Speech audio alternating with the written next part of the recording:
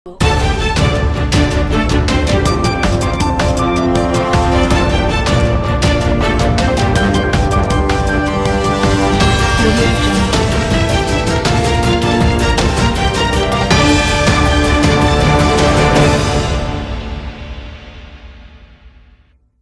To Raj news 5 కి స్వాగతం. నా పేరు సుమలత. రేపల్లె విద్యా హక్కు చట్ట ప్రకారం ప్రైవేటు స్కూల్స్, కాలేజీల్లో పుస్తకాలు, యూనిఫామ్ అమ్మే విద్యా సంస్థలపై చర్యలు తీసుకోవాలి. అనుమతులు లేని కాలేజీలో అడ్మిషన్స్ నిలుపుదల వేయాలి.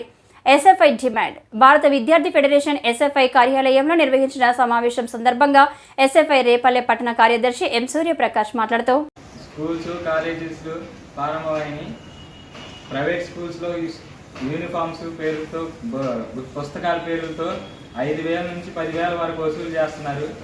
అమ్మఒడి రాగానే ఫీజులు కట్టండి అని ఒక పక్క తల్లిదండ్రులకు చెప్తూ ఈ బస్ ట్రావెలింగ్ పేరులతో యూనిఫామ్స్, పుస్తకాలు వీటిని 4,000 నుంచి 10,000 వరకు అమ్ముతున్నారు.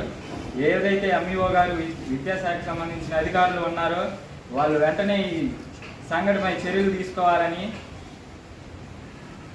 అది లేని పక్షం మీద ఎస్ఎఫ్ఐ ఆందోళన చేస్తామని, అదేవిధంగా పర్మిషన్ లేని ప్రైవేట్ కళాశాలలో వాటిని పరిశీలించి వెంటనే వాటిని నిషేధించాలని ఎస్ఎఫ్ఐకి డిమాండ్ చేస్తుంది.